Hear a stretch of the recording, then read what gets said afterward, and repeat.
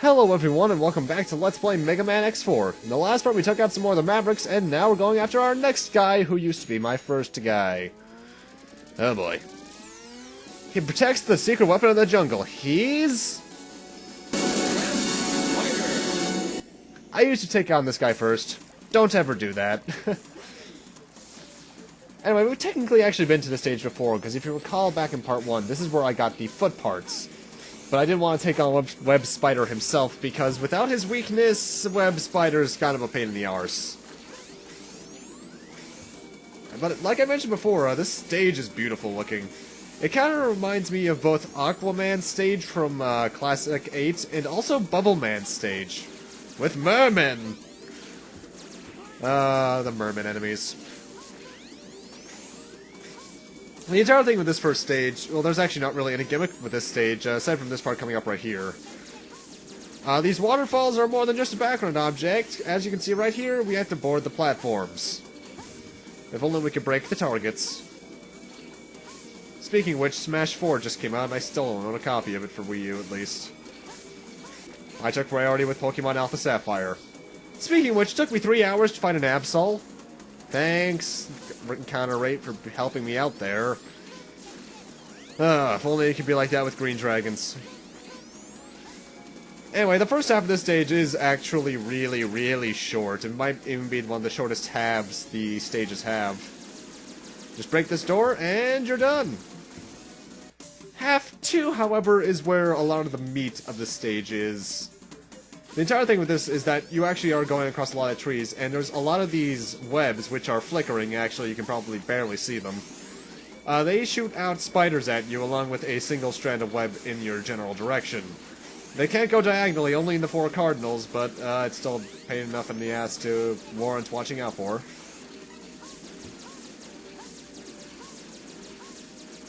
We also got beehives. Also, there's the pause screen. I was just checking my sub-tank, how full it was. It actually takes a lot to fill sub-tanks in this game from my experience, but that could just be my mind playing tricks on me. Very likely is, honestly. And in this part of the stage, we can actually use Rising Fire in order to burn certain parts of the tree. You need to do this in order to get the heart tank, so make sure you have some Rising Fire on you. In particular with this one, because this is where the heart tank is. That's 5 heart tanks, I think? I'm getting close to the max, either way, because the max HP is equivalent to the weapon energy bar, so yeah. And we're actually already at the boss. He is weak, well, he's sort of weak to Twin Slasher, so get that out. I'll explain why he's sort of in a moment.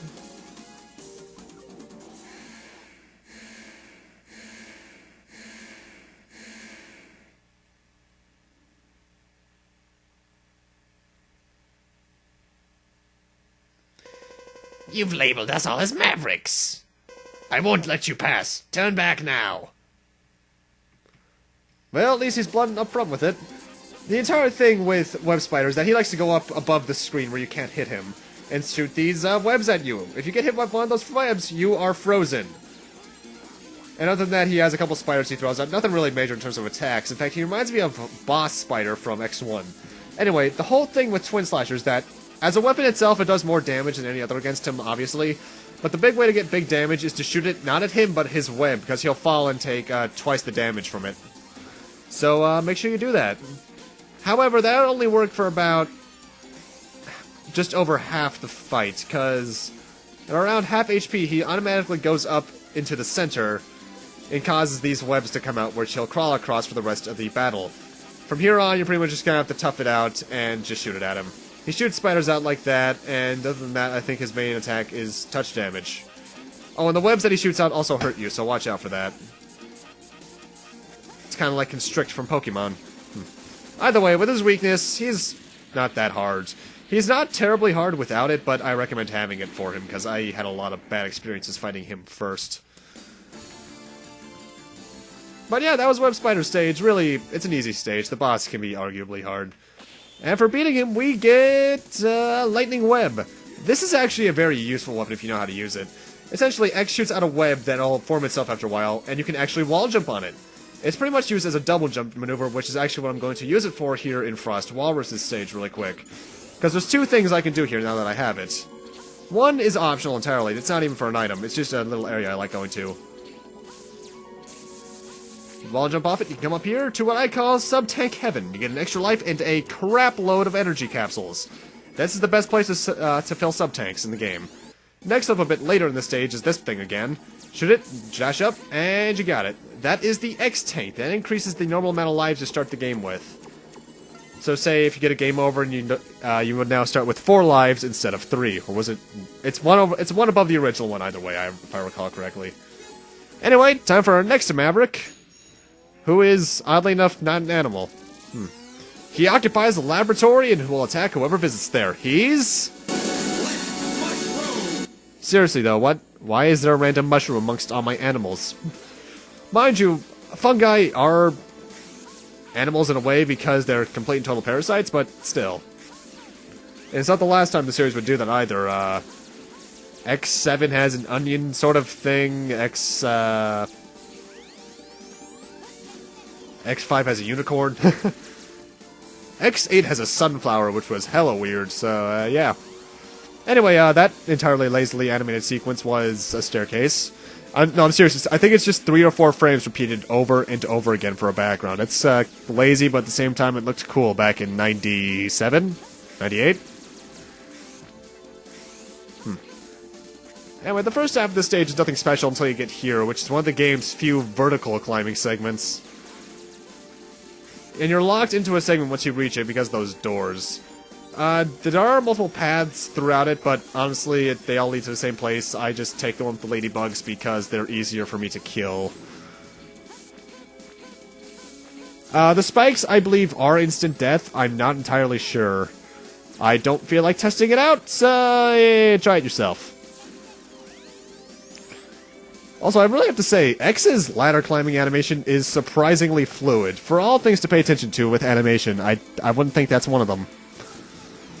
Then again, X4, as I said before, just looks great, as does X5. X6, I'll get to X6 eventually. But honestly, the first half of Split Mushroom Stage isn't anything special, until we get to this mini-boss right here.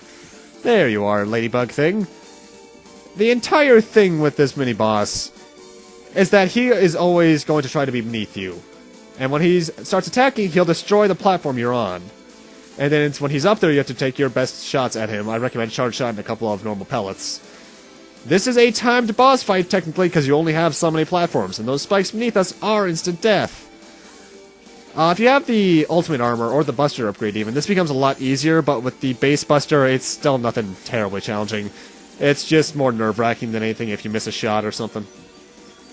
But that was the first half of the stage. And now the staircase is purple! Ooh!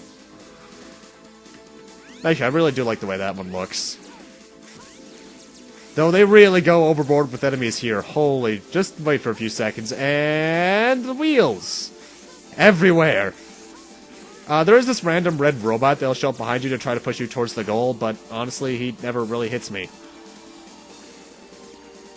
Oh, gee, I wonder where the heart tank is. Jump on that, avoid them, jump up, and you got it. I used to think there was a Dr. Light capsule in this stage for some reason, but there's not. I don't know why. Maybe it's because this is a laboratory. And elevator segment. Oh, great, it's a beat-em-up all of a sudden. This is probably the tensest part of the stage, because I believe those spikes are instant-kill. I don't think I'm right about that one, though. And there's going to be plenty of instances where you can be crushed, so be careful with that. Oh god, those robots are going kind of wild there with the lasers.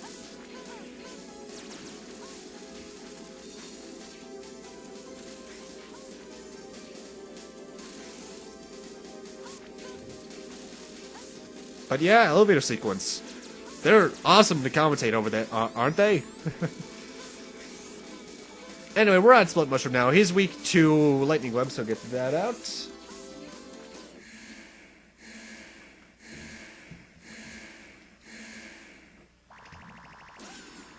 That looks painful.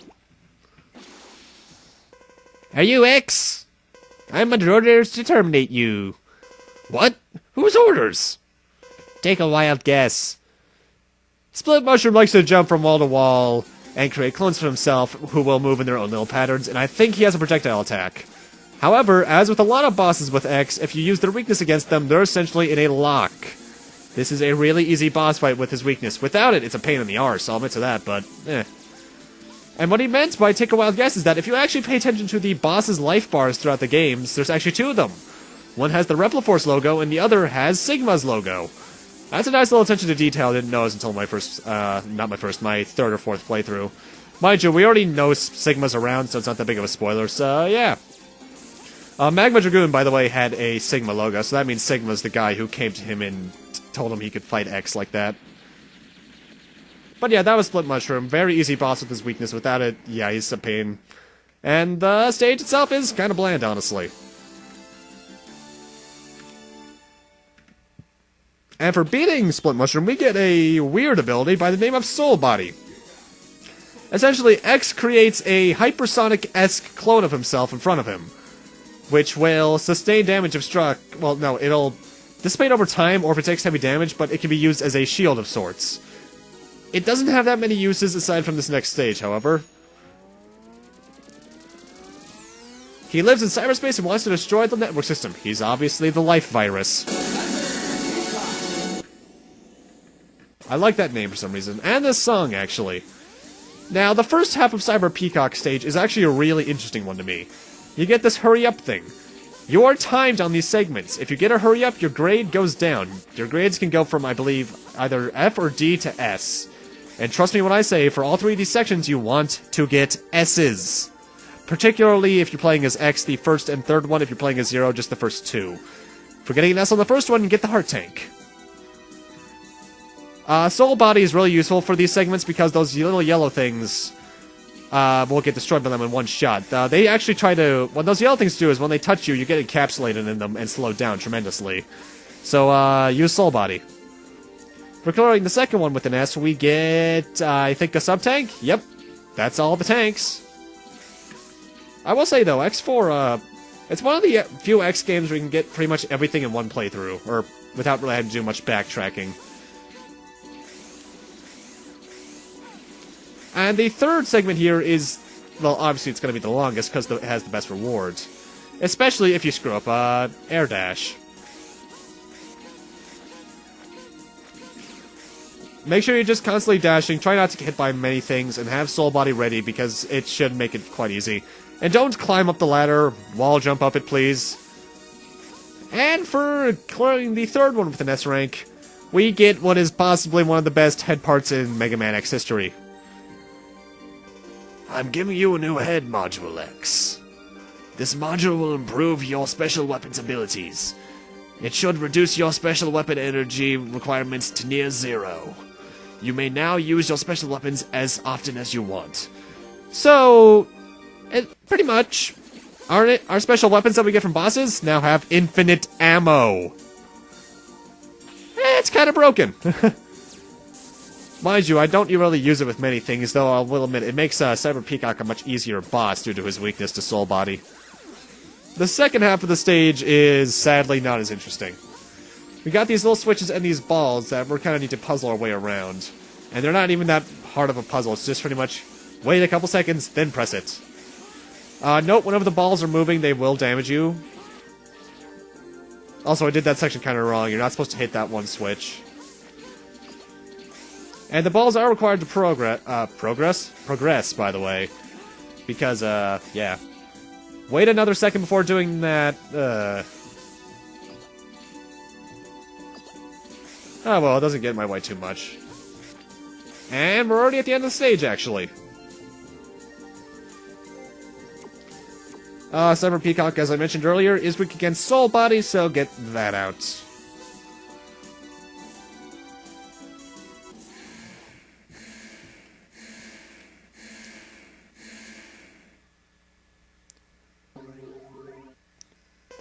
His potential is limitless? Not possible. Who are you? Why are you doing this to me? I was ordered to test your abilities. It's quite simple. What? Prepare yourself. Okay then, Ike. Cyber Peacock, with his weakness, as a lot of the other bosses, is a cakewalk. I think when I was, if Jet Stingray wasn't the hardest Maverick without his weakness, Cyber Peacock is. Because with his weakness, you pretty much stun lock him to teleporting all over the place. Otherwise, he'll get to use his moves. You'll see a bit of his moves probably either in the boss rush or the Zero run, but he is ridiculous. Though I do have to question, is that the, what was the name of the boss from Mega Man 04 in that network stage? It looks like it in the background. It also kind of reminds me of a Reaverbot Eye. But, oh yeah, Cyber Peacock, he's dead. For beating Cyber Peacock, well, first off, his stage is actually one of my favorites, though the boss fight is nothing really to speak of special. But anyway, for beating him, we get a rather interesting weapon called the aiming laser. Essentially, there's a reticle on screen that you can aim with the up and down buttons on the D-pad. And you can aim at any specific enemy. It is not that useful, aside from the next boss, honestly. But with that, I'm going to need to end this off here. Thank you guys for watching, and in part 4, we're going after the final Maverick, everyone. See you guys then.